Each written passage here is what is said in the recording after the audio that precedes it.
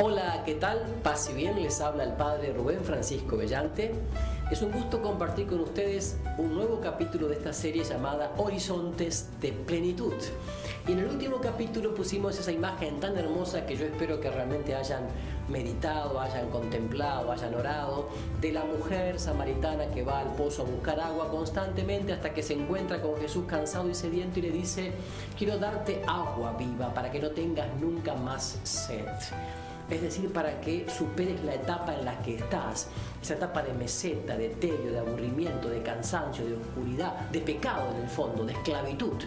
Quiero que lo superes, quiero que le pongas alas a tu vida, a tu proyecto de vida. Es interesante, Jesús se presenta como el agua viva y también se presenta para ti y para mí como el agua viva. Y hablábamos de las etapas, la etapa de sacar agua del pozo, esa experiencia que todos tenemos tantas veces de intentar esforzarnos en el ámbito laboral, en el ámbito de las relaciones interpersonales, en el ámbito afectivo, en el ámbito deportivo, en el ámbito espiritual, y no avanzar, parecer que están como atados, ¿no? Como que estamos siempre en un punto muerto, esa sensación que hemos tenido y que tenemos quizás, ¿verdad? Bueno, y yo hablaba de las etapas de crecimiento y quiero que me entiendas, quiero explicarme mejor. Cuando hablo de etapas de crecimiento, estoy intentando graficar las etapas del crecimiento en la vida espiritual, pero al mismo tiempo mostrar que esas etapas de crecimiento en la vida espiritual tienen su correlato, en el ámbito afectivo, en el ámbito laboral, económico, en el ámbito de la vida saludable, en el ámbito también de las relaciones interpersonales, porque no somos como compartimentos estancos. O sea, si yo crezco espiritualmente, también debe crecer otros aspectos de mi vida. No siempre es y viceversa, porque a veces muchas personas que han crecido económicamente son un desastre a nivel afectivo o a nivel psicológico o a nivel espiritual. Pero eso ya lo veremos en su momento. Vamos a hablar de la primera etapa un poquito en estos de sacar aguas del pozo, de buscar horizontes más plenos. La primera etapa la llamaremos, siguiendo un poco el estilo de la teología espiritual también, la etapa vocal o de aprendizaje inicial. ¿Por qué? Porque antes habíamos hablado de volar alto y de alejarse de la mediocridad cotidiana, alejarse de la chatura cotidiana, alejarse de la tibieza. Bien, y te quiero contar un poquito esto, ¿no? Un poco así, una anécdota. Estaba una vez un amigo sentado al lado del mar, pongámosle el mar nuestro, Mar del Plata, al lado del mar. Estaba ahí con unas medialunas recién compradas en la panadería, recién horneadas, ya a punto, ¿no es cierto?, de cebar el primer matecito, en esas tardes de otoño tan lindas al lado del mar. Todo eso tan bonito que a ese muchacho y a nosotros también nos recordaba, ¿por qué no?, a veces las poesías del gran poeta místico San Juan de la Cruz, cuando decía: no quieras enviarme de hoy en más, ya más mensajero, que no saben decirme lo que quiero. Descubre tu presencia y máteme tu vista y hermosura. Mira que la dolencia de amor no bien se cura, sino con la presencia y la figura. Claro, porque era tal el momento de contemplación al que estaba llegando ese muchacho con el mar delante, el horizonte, la arena, ¿no es cierto?, las medias lunas, el matecito caliente recién cebado, que todo el alma comenzaba a volar hacia una contemplación en donde Dios se hacía realmente evidente, palpable en la creación, en cada detalle. ¿Y qué pasa?, ¿no es cierto? Justo en ese momento suena el celular. Y una señorita con una voz muy amable, una voz típicamente de celular, le recuerda que estaba debiendo la cuota número 36 del préstamo del banco. Cuanto más alto llegaba de este lance tan subido, tanto más bajo y rendido y abatido me hallaba. Dije: no habrá quien alcance, y abátime tanto. o sea, se abatió. O sea, lo que San Ignacio de Loyola llama se desoló, la desolación. ¿Por qué? Y porque, claro, nunca San Juan de la Cruz había sido tan actual como ese momento que él estaba viviendo. Bueno, esta experiencia, que es una anécdota, pero que podría ser contada también por vos en otras anécdotas y testimonios de vida que te han pasado, y la podríamos sintetizar así, ¿no? La sociedad quiere y pretende que entres de lleno en esa etapa y muchas veces presiona a los más jóvenes o no tan jóvenes para que hagan con sus vidas lo mismo que posiblemente les haya funcionado a los adultos, a sus padres, abuelos, tíos, etc. O sea, saca agua del pozo como papá, saca agua del pozo como tu abuelo. Esa sensación, ¿no? Y muchos de nuestros mayores se pasan la vida sacando agua del pozo y quieren que sus hijos hagan lo mismo. La ceguera es tal que algunos creen que vivir en este esfuerzo continuo es virtuoso y crecer hacia otra etapa de menor esfuerzo pareciera una herejía.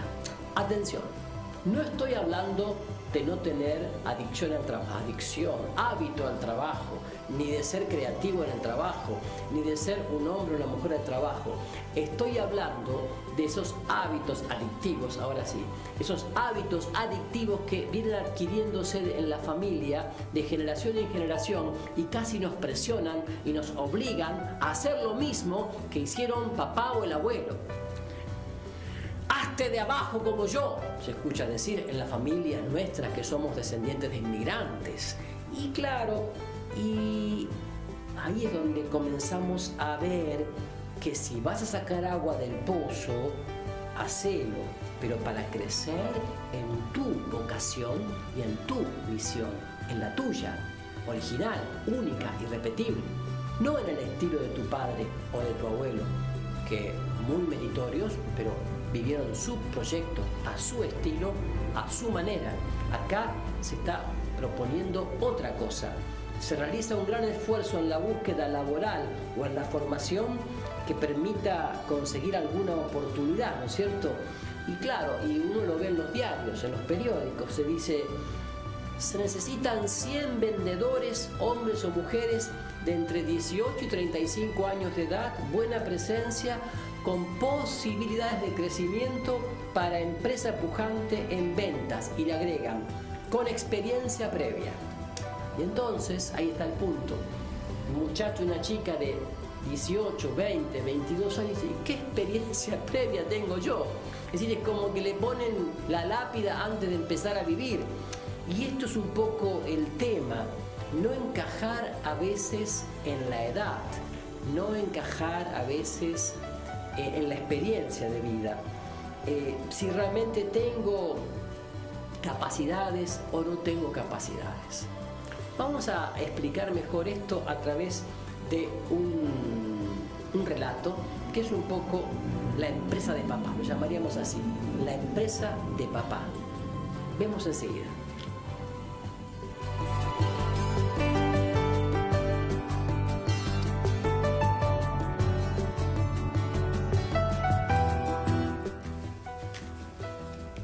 Hablábamos entonces de esta etapa que hemos llamado vocal o de iniciación y poníamos el ejemplo, bueno, de Felipe, ¿no? La empresa de papá. Felipe nunca supo si realmente entraba a ese trabajo por capacidad, por mérito propio o porque era hijo del dueño, hijo de papá.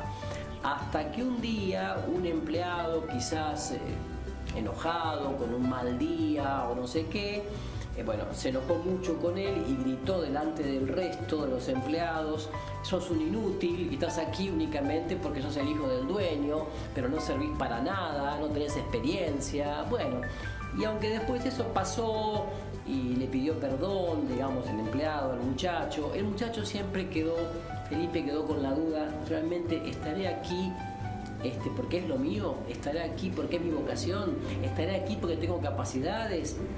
¿Estaré aquí simplemente porque soy el hijo de papá y tengo que seguir repitiendo hábitos familiares que no son tan saludables? Una gran pregunta es eso, ¿no?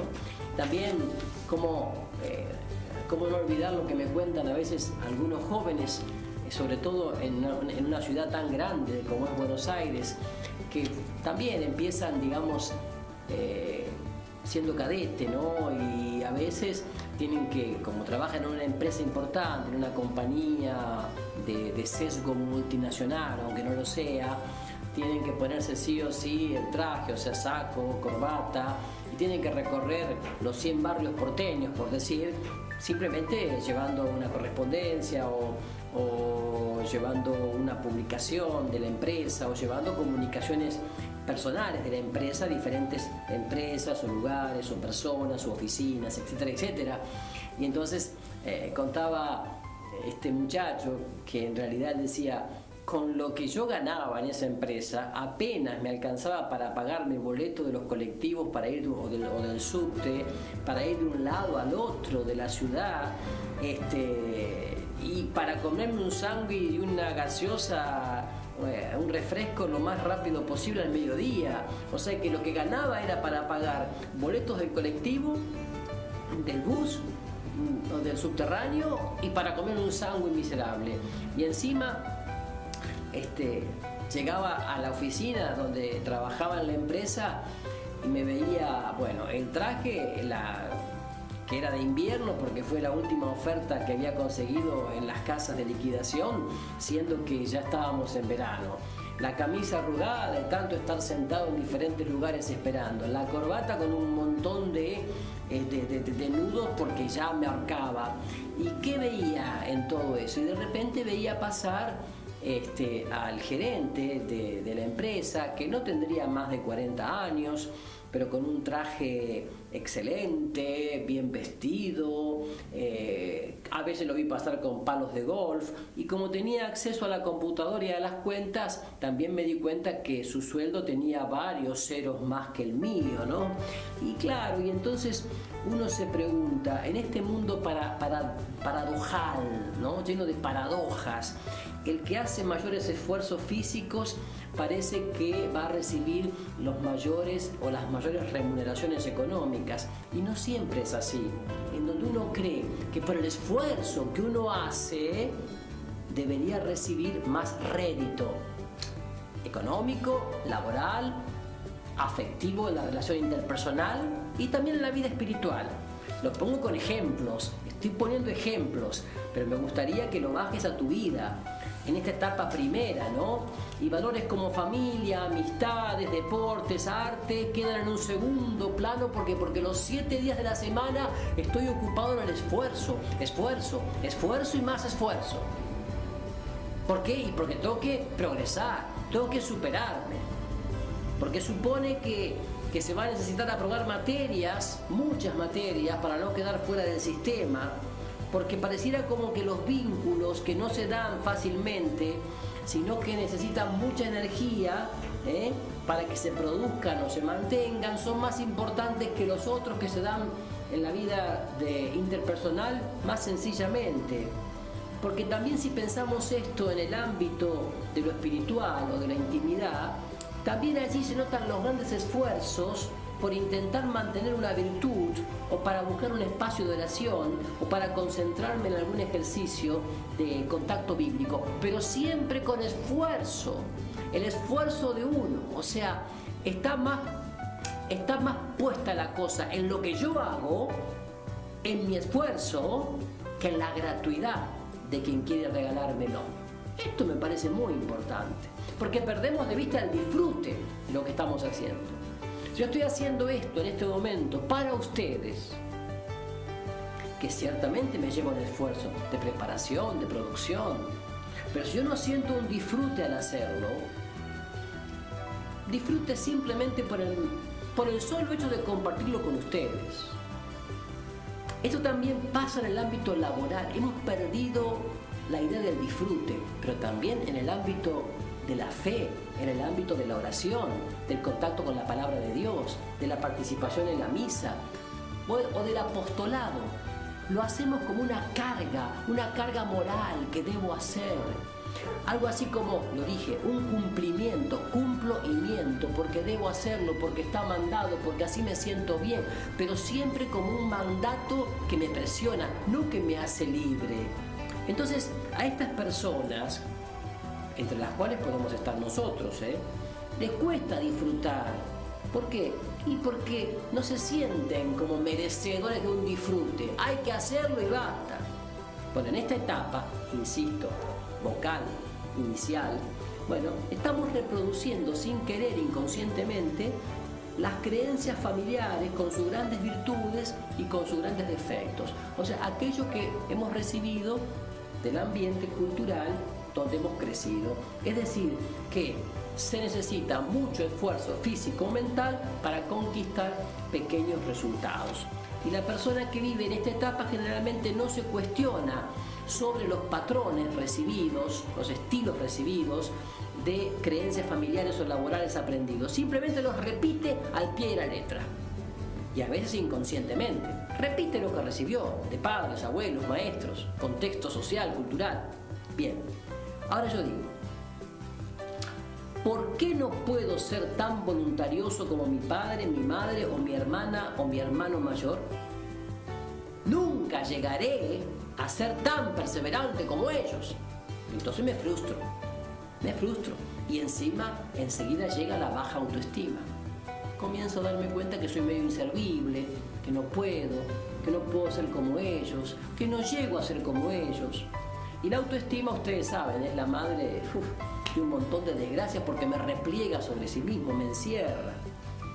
Y el ritmo de trabajo a veces también hace que uno comience a sentir limitaciones, qué sé yo. Te pregunto, ¿conociste individuos como estos que estamos describiendo? ¿O individuos o personas que están a punto de jubilarse y que necesitan continuar trabajando forzosamente más allá de los 65 años porque dicen, ¿y ahora qué voy a hacer con mi vida? ¿Qué voy a hacer? Y se deprimen. ¿Has conocido gente así? Yo sí he conocido. He conocido padres o madres que ya ancianos, jubilados, están depresivos porque supuestamente su hijo, su hija, sus nietos no llaman telefónicamente a menudo como deberían llamar o no los visitan a menudo como ellos quisieran. Y esos patrones, esos hábitos hacen que sean infelices por una cuestión que puede ser importante, pero que no es el centro de la vida. Entonces, para algunos no es tan trágico este final porque gracias a un fuerte trabajo interior que han llevado toda la vida, o por aferrarse a una sana espiritualidad, logran sortear los escollos depresivos y leer la situación con otros parámetros que les regalan la libertad espiritual. Pero para esto hay que sacar mucha agua del pozo durante toda la vida. Y es lo que no hacemos, incluso los creyentes, incluso los de misa dominical, que no tienen oración personal, que están siempre en la etapa inicial, en lo que hemos llamado la oración vocal, lo hemos llamado la parte vocal, etapa de iniciación.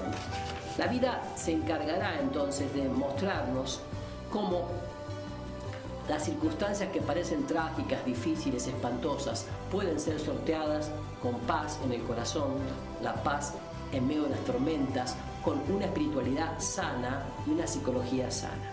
Te quiero poner otro ejemplo, testimonio si quieres, o relato. Yo lo llamo el bollo de Josefina. ¿Por qué el bollo de Josefina? Porque Josefina tenía 24 años. Dada la cultura de la sociedad argentina, no sé cómo será en tu país, pero en Argentina ya una chica, bueno, a los 24, ¿no es cierto?, comienza a percibir, aunque sea sutilmente, que qué pasa, ¿Qué pasa? Que no tengo novio, que no me casé todavía. Y sí, escuchaste bien, tenía 24 años, sí, o 25, pero estaba apurada. No sé, ¿conoces a alguna persona así? Bueno, sobre todo en los ambientes todavía provincianos o rurales o de ciudades más pequeñas, se da.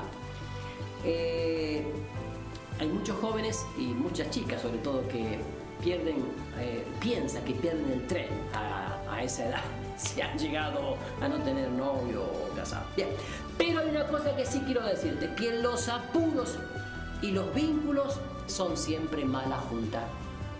Los apuros y los vínculos son siempre mala junta. Y tal apuro causó que ella, Josefina, eligiera un mal candidato. Porque pocos meses después de estar con este muchacho se dio cuenta que había elegido sin mucho discernimiento, sin mucha libertad interior, que había elegido a las apuradas, presionada, que había elegido una persona violenta, celosa, que le impedía estar con amigas, realizar deportes o estar más tiempo con su familia, pero que aún viendo todo esto, el miedo a volver a estar sola produjo que mantuviera esta relación dañina. Y aunque lamentablemente recibió el primer bollo, de ahí viene el bollo de Josefina, o sea, el primer golpe, ella, aún sabiendo que tenía un golpeador al lado, dijo, bueno, pero después que nos casemos va a cambiar, yo lo voy a cambiar. ¿Nunca escucharon eso ustedes? Yo las veces que escuché esto, de decir, no, pero después va a cambiar. Él ahora es así, pero con su familia es así, con sus padres, hermanos, pero conmigo va a ser distinto. ¿Cuántas veces escuché eso? Y bueno, justamente la sociedad en la cual ella se movía, es decir, familia, ambiente, trabajo, también la fue llevando a que, y no, más vale, mira, casate, no te va a quedar sola a esta altura, ¿dónde va a conseguir otro? Porque un poco la sociedad maneja esos parámetros. Y entonces, bueno, a esta altura su proyecto era, bueno, casarse, tener hijos, ¿no es cierto? Y terminar su colegio terciario, universitario. No era Josefina una mala chica, no, claro que no. Pero tenía una espiritualidad mal discernida. Estamos llenos de católicos, incluso integrados a movimientos de iglesia y parroquias y colegios católicos, que tienen una espiritualidad mal discernida, porque no tienen discernimiento, no tienen acompañamiento espiritual, no tienen dirección espiritual, pero lo que no tienen sobre todo es oración personal diaria y lectio divina, lectura atenta y meditada de la palabra diariamente, y por eso hacen pésimos discernimientos y pésimas opciones de vida. Y después dicen, y eso que yo iba a la iglesia, y eso que yo iba a misa, no basta con eso. Y entonces, bueno, digamos que se casó. Y ya antes del primer hijo vino el segundo bollo. Y cuando ya llegó el tercer hijo, había como 15 o 20 bollos. Y claro, además está decirle que finalmente ella después terminó separándose con toda una frustración, con heridas interiores, con rebeldía, con una neurosis galopante. Pero esto se podría haber hecho distinto. Como también se podría haber hecho distinto lo que voy a contarles ahora, que es el horno de Rodolfo. Rodolfo se había mudado de ciudad, dado que en su pueblo de origen no había universidad, y como tantos de nosotros dejamos nuestro pueblo de la Pampa húmeda santafesina o cordobesa o de la provincia de Buenos Aires o de Entre Ríos, en fin, para ir a la gran ciudad que puede ser Rosario, puede ser Buenos Aires, La Plata, Río Cuarto, en fin, Córdoba, a estudiar una carrera en la universidad. Y como los padres de Rodolfo eran panaderos y tenían una buena panadería en ese pueblo, era la panadería más grande de ese pueblo, podían pagarle a Rodolfo, con mucho esfuerzo, claro sí, la carrera de medicina, porque Rodolfo quería ser médico. Y entonces fueron a la gran ciudad y con mucho esfuerzo a conseguir un departamento, y la inmobiliaria le pedía un montón de cosas y garantías y qué sé yo, hasta que finalmente consiguieron un departamento que había dejado vacío un pariente lejano de ellos, que bueno, que duró poco, digamos menos de un año en la ciudad y en la universidad, y ya se había vuelto al pueblo. Y aún con esta experiencia, Rodolfo dijo, no, yo voy a estudiar y quiero estudiar, y bueno, y ahí empezó, pero ya nomás de plano sintió la soledad. Pero lo que más sintió Rodolfo es que él era, atención, incapaz, entre comillas, de tener relaciones interpersonales amplias con otros. ¿Por qué? Y bueno, porque la mayoría de sus compañeros, que eran de la ciudad, ya se conocían del secundario o del barrio, entonces se reunían en las casas a estudiar, preparar temas, tomando mate, café, y él quedaba medio solo, porque él era de otro pueblo, era del interior. Y Rodolfo, en vez de aprovechar eso como una circunstancia y una plataforma de lanzamiento para generar nuevas relaciones interpersonales, que no siempre es fácil, vio todo esto como una frustración y se encerró en su departamento. Y claro, junto con el encierro vino la soledad, y junto con la soledad la nostalgia de mi pueblo. ¿Por qué dejé mi pueblo? Ahí todos me conocen, todos me quieren, incluso mis amigos podría compartir con ellos. Se olvidaba que sus amigos tampoco estaban en el pueblo, estaban en otros lugares estudiando o trabajando, otras ciudades, y que el único que había quedado estaba pasado de droga.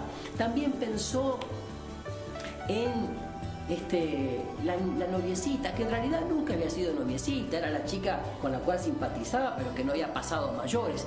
Pero ¿qué le pasaba a Rodolfo? Comenzaba a crear toda una burbuja de cosas inexistentes, irreales. Lo que nos pasa a todos cuando no asumimos lo que tenemos que asumir en el momento y en el lugar en el cual tenemos que asumirlo. Y Rodolfo entonces comenzó a navegar en esa nube imaginaria de posibilidades irreales. ¿Por qué? Y porque no quería seguir adelante en la ciudad, con la carrera y con todo. Así que antes de lo que podíamos prever, Rodolfo estaba de nuevo en el pueblo, con la cierta amargura, frustración de sus padres, que aunque no dijeron nada, les costó digerir el hecho de que Rodolfo volviera a instalarse en la panadería. Y claro, ahí está. ¿Qué fue lo que pasó? Y que en nuestra fantasía amamos lo que a veces no tenemos. Y a Rodolfo no es que le faltaban habilidades sociales para insertarse en nuevos grupos, sino que no tuvo la audacia de decir: yo puedo salir de esto, yo puedo superar esto. Le faltó eso. Y se encerró en esto de: no, yo soy tímido, soy introvertido, soy del interior, soy del campo, yo no soy para esto, estos chicos de la ciudad son distintos. Se quedó en una serie de complejos de inferioridad, y perdió la oportunidad de decir: no, yo soy un tipo simpático, amable, yo puedo comenzar a trabajar nuevos caminos de relaciones interpersonales. Y por desgracia entonces las habilidades sociales se aprenden, y Rodolfo no entendió que se aprendían, pensó que ya venían con uno, pensó que eran innatas, pensó que bueno, que como yo nací así no las tengo, ¿para qué voy a insistir? Se olvidó Rodolfo que hay personas que creen que son simplemente dones individuales, y no, las habilidades sociales se aprenden, y Rodolfo no quiso aprenderlas y por eso volvió atrás. Tuvo la oportunidad de avanzar una etapa importante en su vida y volvió atrás. Y no me refiero solo a recibirse de médico en la universidad, me refiero a crecer como persona también. Y volvió atrás, volvió a lo seguro, volvió a lo que ella conocía, volvió. Me pregunto, ¿habrá sido feliz Rodolfo? No sé. A ejemplo de Rodolfo, muchos creen que las habilidades sociales, la libertad financiera, la vida saludable o el crecimiento espiritual son regalos, son dones, y no un camino a aprender. Y yo lo que te digo es que todo es un camino a aprender. Todo es un camino a aprender. Decía Machado: caminante no hay camino, se hace camino al andar. Y yo te digo, nosotros tenemos el camino. Jesucristo es el camino, la verdad y la vida. Pero es un camino que hay que caminar con Él, en Él. ¿Me explico? Por eso digo, ¿cuántas veces nosotros también nos ha pasado en la adolescencia de pensar que éramos tímidos e introvertidos porque no nos gustaba hablar demasiado como nuestro primo o nuestro mejor amigo o nuestro hermano, y uno veía que el otro tenía 10 chicas alrededor y uno no se animaba a hablar demasiado con la chica que estaba al lado, y ante tanta locuacidad de los demás uno agarraba la moto, la bicicleta y se iba a cualquier lado con tal de no ver esa escena y de no tener que asumir que uno era tímido e introvertido. A lo mejor no eras ni tímido ni introvertido, simplemente no habías desarrollado esas capacidades. O sea, te quedaste en un aparente defecto y por miedo no avanzaste. Te fijaste demasiado en los otros, en tu primo, tu mejor amigo, tu hermano, en su espontaneidad, su locuacidad, su facilidad para comunicarse, para hablar. Y eso te asustó. No te fijaste en vos mismo, en lo que vos podías hacer, en lo que vos podías crecer, en lo que vos podías avanzar. La falta de habilidades comunicacionales se transforma velozmente en el tímido. Ahí viene el tímido, ahí viene el introvertido.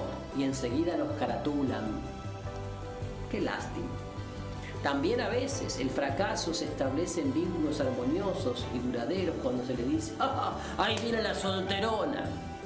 ¡La solterona! Y peor, avinagrada.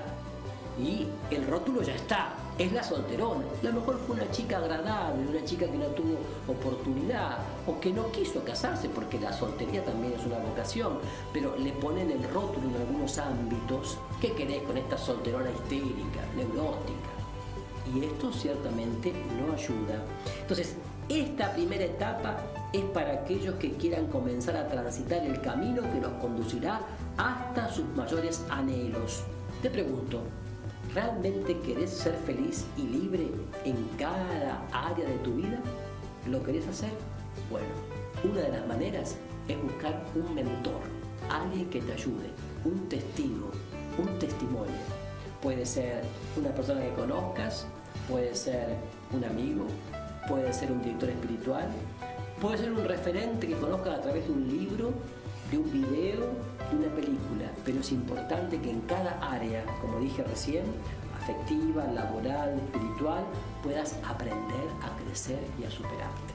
Es lo que te estamos proponiendo a través de estos horizontes de plenitud, paz y bien.